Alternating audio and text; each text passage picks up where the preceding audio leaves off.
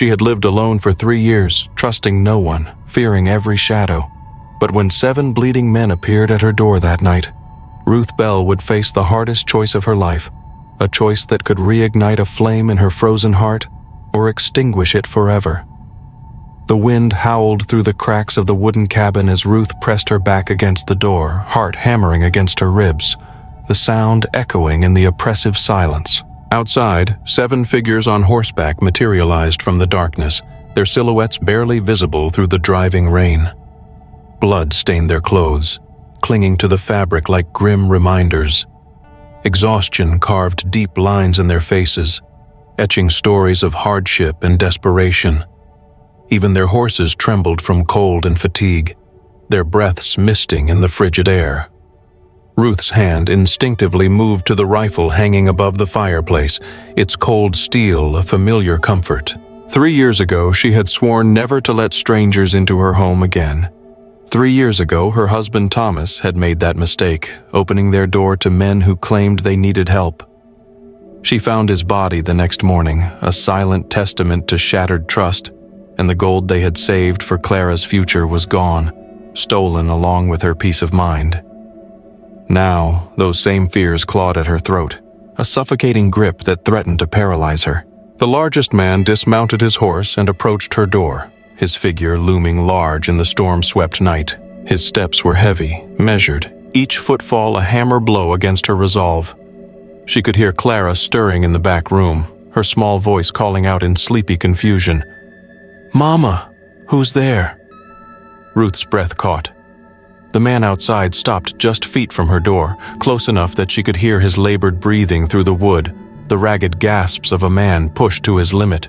His voice, when it came, was rough from pain but strangely gentle, a stark contrast to his imposing physique. "Ma'am, we don't mean no harm. We got wounded men here in this storm. It ain't safe to keep riding. We're not looking for trouble, just shelter." Through the small window, Ruth could see the others, a tableau of suffering etched against the stormy backdrop. One man slumped forward in his saddle, clearly unconscious, his body a dead weight against the animal. Another clutched his side, dark stains spreading across his shirt, the crimson bloom of life draining away. They weren't the clean, well-fed outlaws who had killed Thomas, the vultures preying on the vulnerable. These men looked like they had been through hell, scarred by hardship and loss.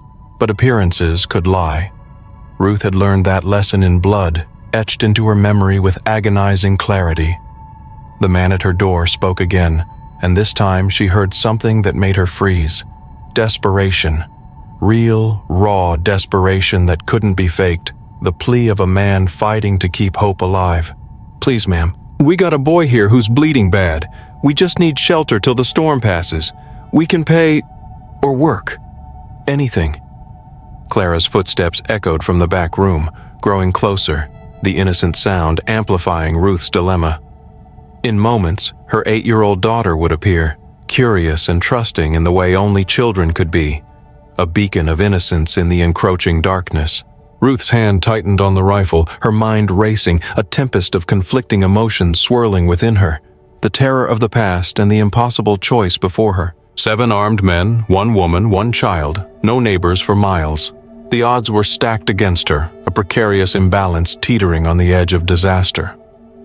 But as lightning illuminated the scene outside, etching the landscape in stark relief, Ruth saw something that made her blood run cold. One of the horses had collapsed entirely, its legs splayed awkwardly, the animal shuddering in its death throes. Its rider, barely more than a boy, lying motionless in the mud, his youthful face pale and drawn. Rain mixed with blood, creating dark pools that reflected the storm's fury, a macabre mirror reflecting the fragility of life. The man at her door wasn't lying. Someone was dying out there, his life slipping away with each passing moment. And Ruth Bell, who had spent 3 years hiding from the world, cocooned in her self-imposed exile, suddenly realized that tonight would test everything she thought she knew about survival, trust, and what it truly meant to be human, a crucible forging her anew. The knock came again, softer this time, more urgent, a desperate plea against the backdrop of the storm. "Ma'am, please." Ruth's hand trembled as she reached for the door latch, every instinct screaming at her to keep it locked. to protect Clara at all costs. But Clara had appeared in the doorway behind her, rubbing sleep from her eyes, her face illuminated by the warm glow of the fire. The sight of her daughter's innocent face, a mirror of Thomas's trusting nature, made the decision for her. She couldn't let a child die, not even to save herself. That wasn't the legacy she wanted to leave Clara. The heavy wooden door creaked open, revealing the man who had been speaking. He was tall, broad-shouldered, with dark hair plastered to his skull by rain, a warrior weathered by the elements. His left arm hung uselessly at his side, blood seeping through his torn sleeve, the crimson stain a stark reminder of the battle he had endured. But his eyes, weathered and tired, held no malice, only gratitude and pain, a plea for compassion. "Thank you," he said simply, stepping back to gesture toward his companions, an unspoken promise etched in his gaze. "I'm Caleb Morrison. These are my men." Ruth kept the rifle pointed downward, but ready, a silent declaration of her terms. "Get the boy inside first. The rest of you can shelter in the barn." Caleb shook his head, rain streaming down his face, his expression etched with concern. "Ma'am, we got 3 men who can't make it that far. Please, it's a matter of life and death." She looked past him to see the truth, the undeniable reality of their suffering. 2 men sat slumped in their saddles, conscious but barely upright, their bodies swaying precariously. The boy on the ground hadn't moved, his stillness a chilling omen. And now she could see another figure, an older man with gray in his beard, pressing both hands against a wound in his stomach, his face pale as moonlight, his breath coming in ragged gasps. "Mama," Clara whispered from behind her, her voice filled with innocent concern. "They're hurt bad." Ruth closed her eyes for a moment, Thomas's face flashing in her memory. Her husband's final moments, the betrayal that had shattered her world, the blood on their floor, a permanent stain on her soul. But when she opened them again, she saw only suffering that needed tending, a silent plea for mercy that she couldn't ignore. "Bring them in," she said, stepping aside, her voice firm despite the tremor in her heart. "But weapons stay by the door, all of them." Caleb nodded immediately, unbuckling his gun belt and hanging it on the peg beside Ruth's door, a gesture of trust in the face of uncertainty. The others followed suit as they helped their wounded companions inside, their movements slow and deliberate. The boy, who couldn't have been more than 16, was carried in by 2 of the stronger men, his breathing shallow and labored, the rasping sound filling the small cabin.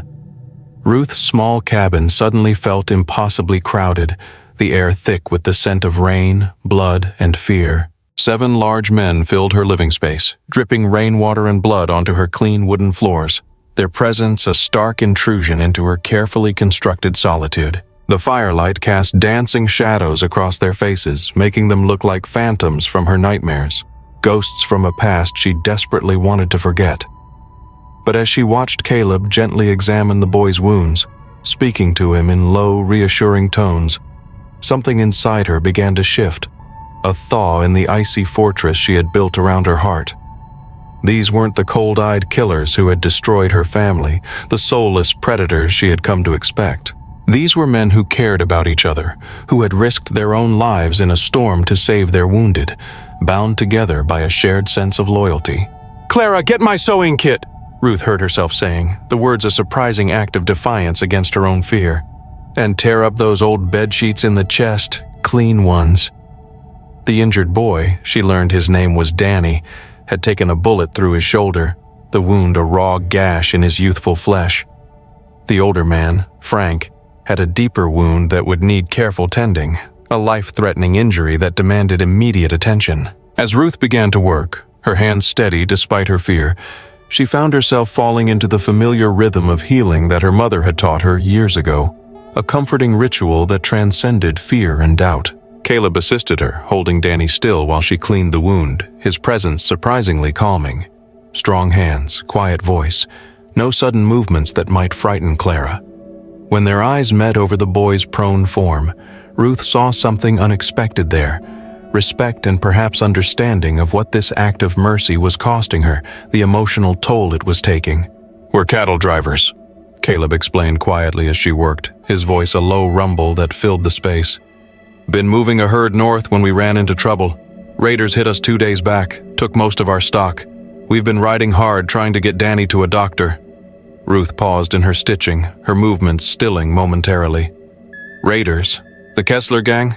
You heard of them?" Her blood went cold, a chill that had nothing to do with the storm. She had heard of them.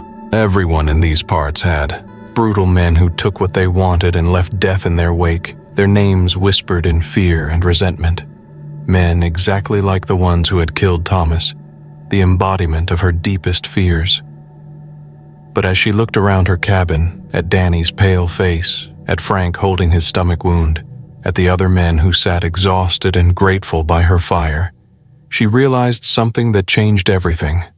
A paradigm shift that shattered her carefully constructed world. These weren't the predators she had feared for 3 years. These were the prey, hunted and desperate, their lives hanging precariously in the balance. And if the Kessler gang was in the area hunting these men, then her isolated cabin had just become the most dangerous place in the territory, a target painted in blood and desperation. The revelation hit Ruth like a physical blow, a sucker punch that left her reeling. The Kessler gang, the same animals who had terrorized settlements across 3 territories, were hunting these men, and she had just painted a target on her home by helping them, inviting the wolves to her door. "How far behind you are they?" Ruth asked, her voice barely above a whisper as she continued stitching Danny's shoulder, her movements precise and economical.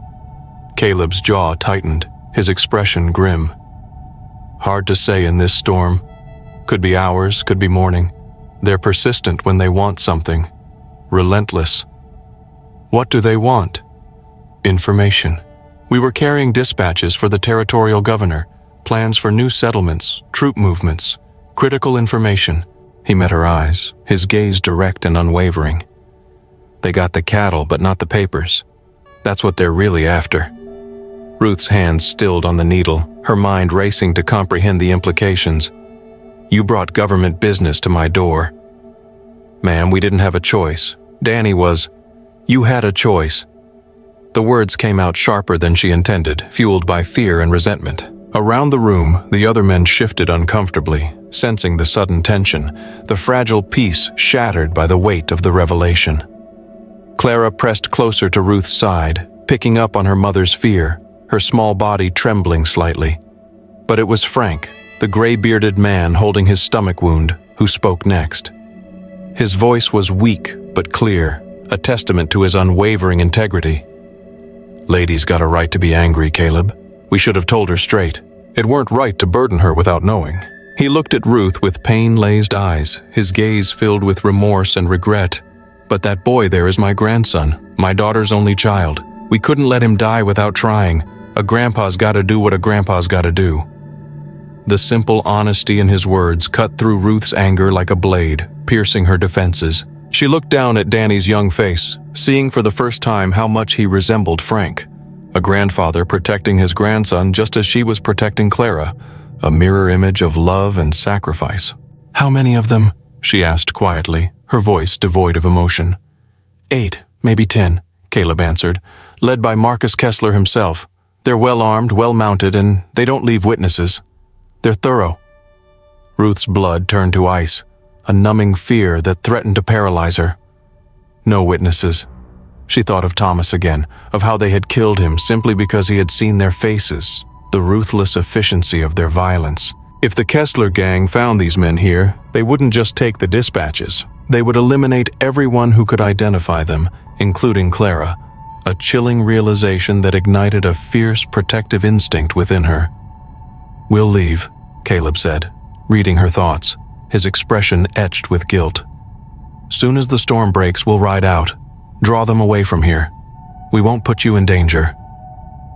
"Danny can't ride," Ruth said, looking at the boy's pale face, her voice firm. "Frank either, not with that belly wound. They die in the saddle." "Better than getting you and your girl killed because of us. We're not worth that." Ruth stood, wiping blood from her hands on her apron, her movements decisive. Through the window, she could see the storm still raging, rain lashing the glass like bullets, a wild and untamed force mirroring the turmoil within her. No one would be traveling tonight, not in this weather. But come morning, She walked to the window and peered out into the darkness, her gaze searching the shadows. Somewhere out there, killers were hunting. Men who had taken everything from her once before were coming again, drawn by her act of mercy, the very thing that should have brought her solace. But as she turned back to look at the wounded men in her home, at Danny fighting for his life, at Frank's grandfather's love, at Caleb's quiet strength, she made a decision that surprised even herself, a choice born of desperation and defiance. "We're not running," she said firmly, her voice ringing with newfound resolve. "This is my home, my land, and I'll be damned if I let them drive me from it again. 3 years of running is enough. I'm staying put." Caleb frowned, his brow furrowed with concern. "Ma'am, you don't understand. These men are—" "I understand perfectly." Ruth's voice was still now, forged by 3 years of fear and loss, hardened by the fires of grief.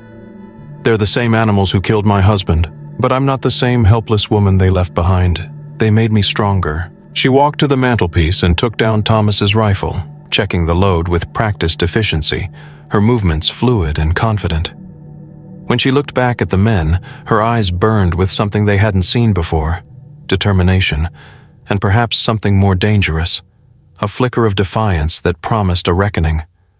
The hunted were about to become the hunters, the prey transforming into predators. Ruth's declaration hung in the air like smoke from a gun barrel, a challenge thrown down in the face of overwhelming odds. The wounded men stared at her, this woman they had thought fragile and helpless, as she calmly checked her husband's rifle and began counting ammunition, her transformation a sight to behold. "Ma'am," Caleb said carefully, "I appreciate the sentiment, but nothing." Ruth's voice cut through his protest, leaving no room for argument. "You said they don't leave witnesses. Well, Clara and I are witnesses now just by helping you. Running won't change that. If they want to be rid of us, running just makes us easier to kill." She moved to a wooden chest in the corner and pulled out a box of cartridges, her movements efficient and purposeful. "Besides, where would we go? My nearest neighbor is 20 miles through canyon country. We'd never make it with wounded men. We'd be sitting ducks."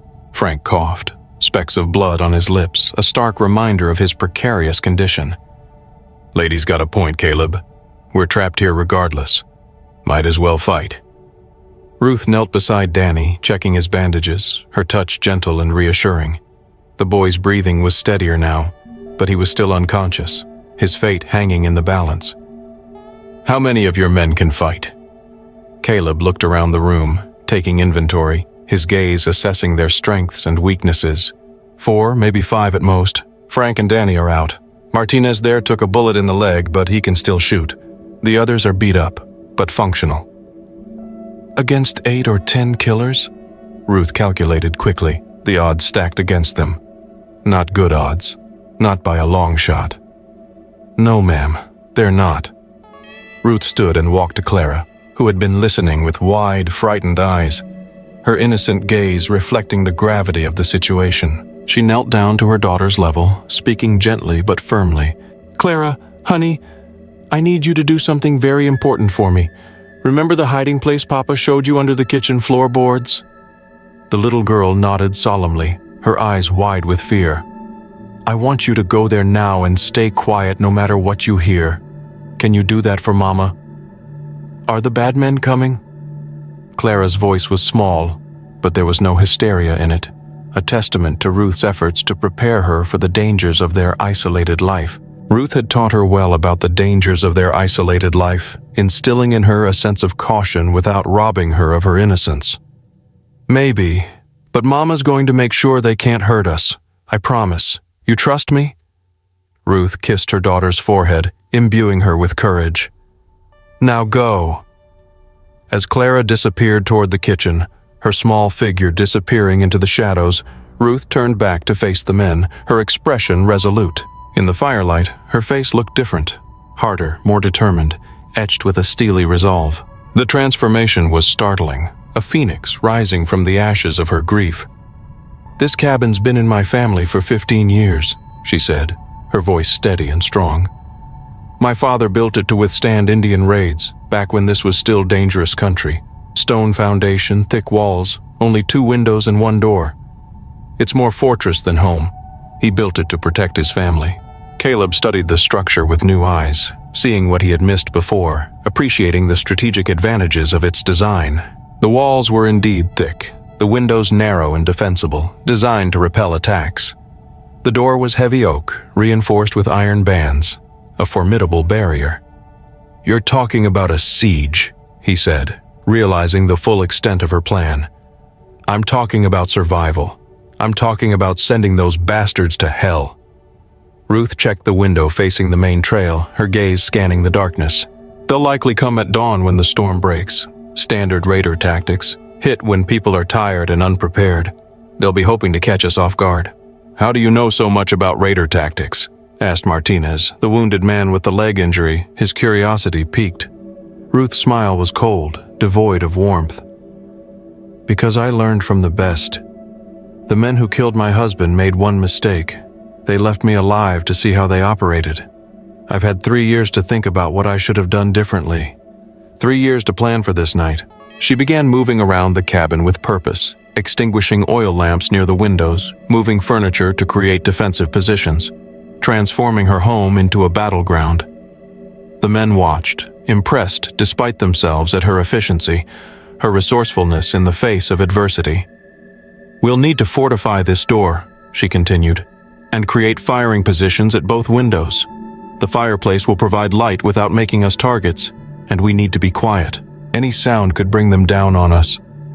"Ma'am," Caleb said quietly, "you don't have to do this. These aren't your fights to fight." Ruth paused in her preparations and looked at him, her gaze unwavering. "My husband died because he tried to help strangers.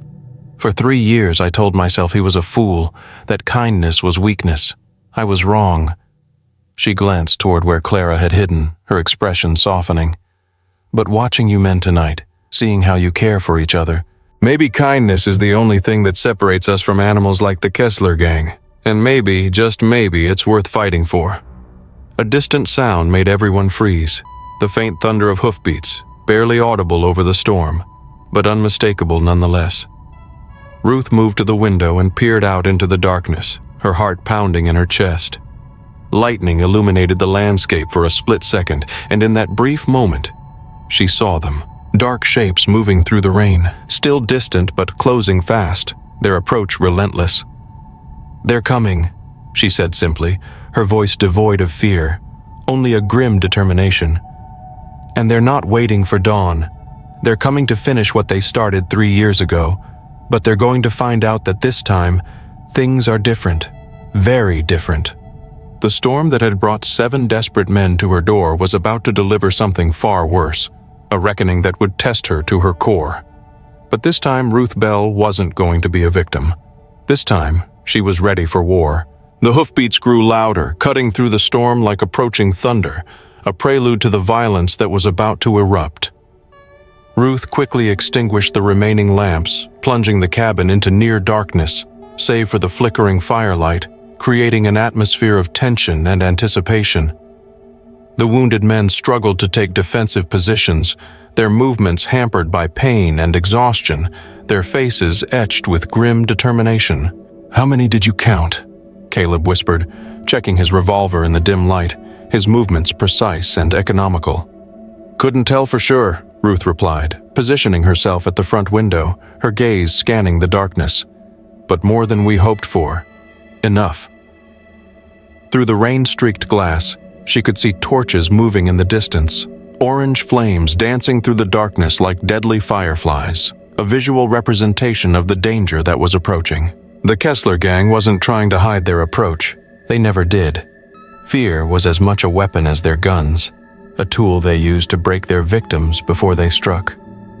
"Maybe they'll pass by," Martinez suggested hopefully, adjusting his wounded leg, his voice laced with a desperate hope.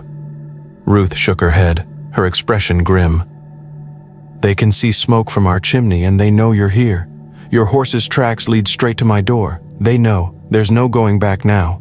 The sound of horses grew closer, then suddenly stopped. In the eerie quiet that followed, Ruth could hear men's voices calling out, though the words were lost in the wind. Then, unmistakably, the creak of saddle leather and the jingle of spurs on wet ground. the sounds of men preparing for violence. "Mrs. Bellwether," a voice called from outside, surprisingly cultured and calm, a chilling contrast to the brutal nature of the man behind it. "My name is Marcus Kessler. I believe you have something that belongs to me, or rather someone." Ruth's blood ran cold, a chill that had nothing to do with the storm. She had never heard his voice before, but she knew that tone. Smooth as silk and twice as deadly. The same tone Thomas's killers had used before they shot him down, a facade of civility masking a heart of darkness.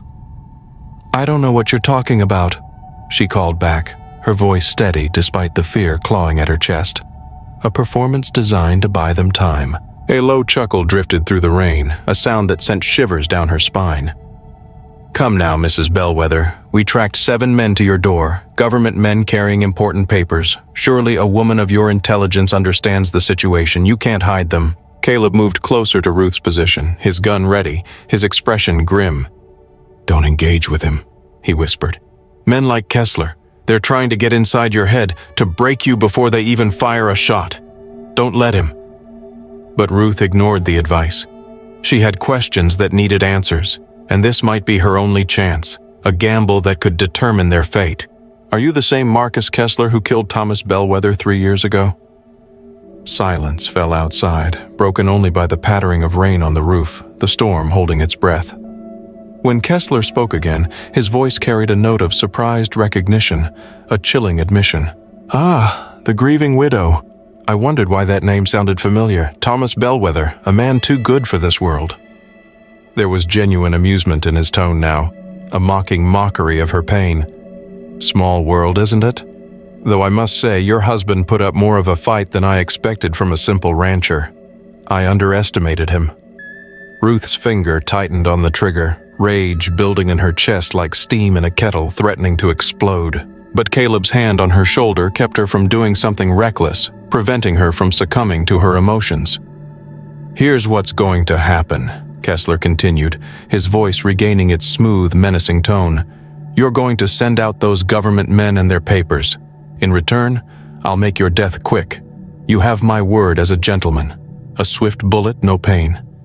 There was a pause and then the threat, the cutting edge of his offer.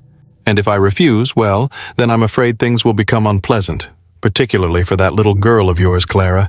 Isn't it such a pretty name? It would be a shame to see such potential snuffed out." The mention of her daughter's name hit Ruth like a physical blow, a punch to the gut that stole her breath. How did he know? Had they been watching her cabin, planning this for longer than she realized? Was Clara never safe? If you were Ruth, what would you do? Trust that fighting might save Clara? Or surrender and hope for mercy from the men who killed your husband, a desperate gamble against a ruthless killer? Tell me in the comments. I need to know which side you choose. Because what Ruth decided next would determine whether her 3 years of hiding had made her stronger or had simply delayed the inevitable, whether her fear would consume her or whether she would rise above it.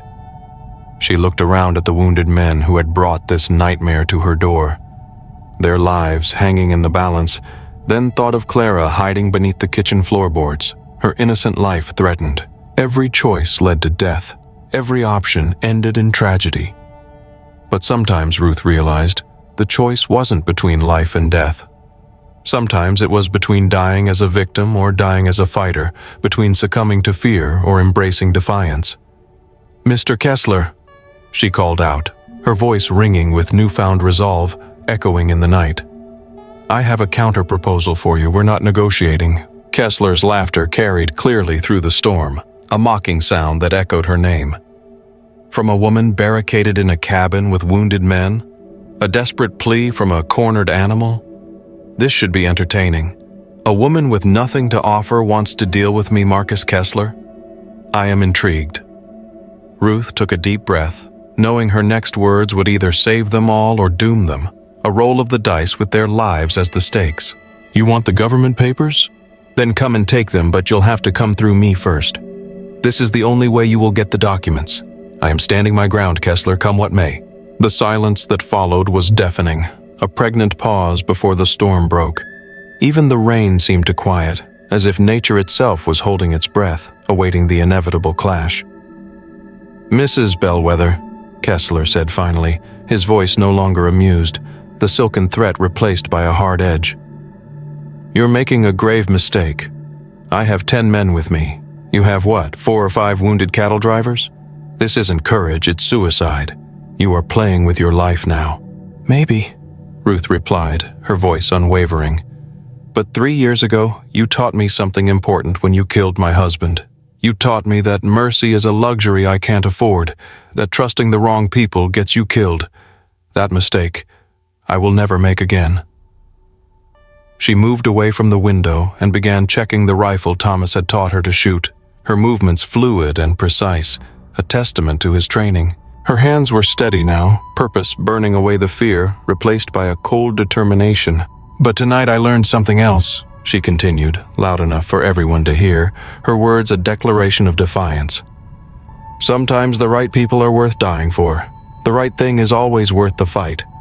That is something those like you, Kessler, will never know." Caleb stared at her in amazement, witnessing her transformation, the metamorphosis from a frightened widow to a fearless protector. She knew they were planning their attack, probably surrounding the cabin even as they spoke, tightening the noose. But for the first time in years, Ruth felt truly alive. Her spirit reignited. "Frank," she called to the wounded grandfather. "Those papers, where are they?" Frank managed a weak smile despite his pain, his eyes filled with pride and admiration. "Sewn into Danny's saddle. We figured nobody would think to look there. It was the safest place." "Good. Martinez, can you shoot from that position? Are you confident you can keep the door safe?" The man with the wounded leg nodded grimly. "Give me a target, ma'am, and I will ensure they never make it." Ruth moved to check on the other men, making sure they were positioned to cover both windows and the door, her movements efficient and decisive. As she worked, she found herself thinking about Thomas. Not the way he died, but the way he lived, always willing to help, always seeing the best in people, even when it cost him everything. She realized the greatest gift he gave her was compassion and kindness. "You men have families?" she asked quietly, her voice tinged with emotion. "Some of us," Caleb answered. "Why?" "Because I want you to know, if we don't make it through this, it won't be because we didn't fight for them. It'll be because sometimes doing the right thing costs everything you have. But you stood up for the defenseless and protected an innocent woman and child. That is something you can be proud of." A heavy thud against the door made everyone tense, the sound a jarring intrusion. Then another. They were testing the defenses, seeing how strong the barriers were, probing for weaknesses. "That door won't hold forever," Frank whispered, his voice strained. "It doesn't have to," Ruth replied, her expression grim. "Just long enough. We don't need to withstand the night. I only need to buy enough time." "Long enough for what?" Ruth smiled grimly, a flash of defiance in her eyes. "For them to realize they picked the wrong cabin to attack. They thought I was weak. I am anything but. Kessler will learn this tonight. Tonight is his undoing, and I am delighted to participate." Suddenly, the storm outside seemed to intensify, wind howling around the cabin like a living thing, a cacophony of sound that mirrored the impending chaos. But through the noise, Ruth could hear something that made her heart leap with hope. New voices, shouting orders that didn't belong to Kessler's men. A miracle, a chance, a reason to fight. "What in blazes?" one of the raiders yelled outside, his voice filled with confusion and alarm. Gunshots erupted in the darkness, but not aimed at the cabin. Ruth pressed her face to the window and saw muzzle flashes in the distance. Figures on horseback engaging Kessler's men in a running battle through the storm, a clash of forces in the wild darkness. "Who is that?" Caleb demanded, his voice filled with disbelief. Ruth's smile widened as recognition dawned, her heart soaring with hope. "The territorial marshal and his deputies. They must have been tracking Kessler too, probably following the same trail you men left. We have reinforcements. They'll never take us now." The battle outside raged for several minutes, shouts, gunfire, and the thunder of horses' hooves mixing with the storm, a chaotic symphony of violence. Then, gradually, the sounds began to fade as the fight moved away from the cabin, drawn to a conclusion. Finally, a different voice called out, older, more authoritative, the voice of the law. Mrs. Bellwether, this is Marshal Coleman. Are you and your guests safe? What is your status? Ruth opened the door cautiously, keeping her rifle ready, her senses on high alert. Through the rain, she could see a man in a badge and several deputies surrounding the cabin, their weapons drawn, their faces grim. In the distance, torches were disappearing as the remainder of Kessler's gang fled into the night, scattered and defeated. "We're safe, Marshal," she called back, "but I have wounded men who need attention." As the lawmen entered her cabin, Ruth realized that her 3 years of isolation had finally come to an end. Not because she had been forced from her home, but because she had chosen to open her door to the world again, her decision a catalyst for change. The woman who had been too afraid to trust anyone had just risked everything to protect 7 strangers, a testament to her newfound courage. And somehow, impossibly, they had all survived, bound together by a shared experience and a debt of gratitude. Dawn broke clear and bright, the storm having passed as suddenly as it had arrived, leaving behind a cleansed world. Ruth stood in her doorway, watching as Marshal Coleman's men loaded the captured members of Kessler's gang into a prison wagon, their reign of terror finally over. Marcus Kessler himself sat shackled in the back, his cultured demeanor replaced by sullen defeat, his eyes filled with hatred. As the wagon rolled past her cabin, Kessler looked directly at Ruth. For a moment, their eyes met. Killer and widow, predator and prey reversed, their roles forever changed. She felt no satisfaction in his capture, only a deep sense of completion, as if a chapter of her life had finally closed, the final page turned. "Mrs. Bellwether," Marshal Coleman approached, tipping his hat respectfully, his gaze filled with admiration. "I owe you an apology. We've been tracking Kessler for months, but we were always one step behind. He's always one step ahead. If you hadn't held them here..." "You were tracking them?" Ruth asked, her curiosity piqued. "Those government dispatches Mr. Morrison's group was carrying. They contained information about Kessler's hideouts, stolen from his own operations. The territorial governor has been planning this sweep for weeks. He was never going to escape the law." Coleman smiled grimly.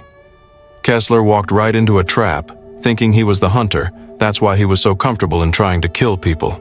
He got too confident." Ruth looked over at Caleb, who was helping Danny to his feet. The boy was weak but conscious, his fever finally broken, his eyes filled with gratitude. Frank was sitting up, color returning to his weathered cheeks as the doctor finished treating his wound, his spirit unbroken. The papers were never the real prize, she realized. The real trophy was saving lives and standing up for the defenseless. "No, ma'am. Kessler was. And thanks to you, the territory's most wanted gang is finally finished. The region can finally be safe from the terrors Kessler brought to it." As the marshal's men prepared to leave, Caleb approached Ruth. He walked slowly, favoring his injured arm, but his eyes were clear and grateful, reflecting the depth of his appreciation. "I don't know how to thank you," he said simply. "What you did, opening your home, risking your life for strangers." "You're not strangers anymore," Ruth replied, her voice soft. "You are friends who needed help and who were worth fighting for." "Frank, is Danny going to be all right?" The old man nodded, tears in his eyes. "Thanks to you, he'll see his mother again. We all will. You gave us a future." Clara emerged from the kitchen, no longer needing to hide, her fear replaced by curiosity. She looked up at the tall men who... And so, as the dust settles, we see that even in the darkest of times, even after enduring immense loss and building walls around our hearts, the embers of compassion and courage can still be ignited. Ruth's story reminds us that sometimes the greatest strength comes not from isolation, but from choosing to connect, to protect, and to stand up for what's right, even when it seems impossible. It's a beautiful testament to the power of human connection and the enduring spirit of hope. What did you think of Ruth's transformation? What would you have done in her situation?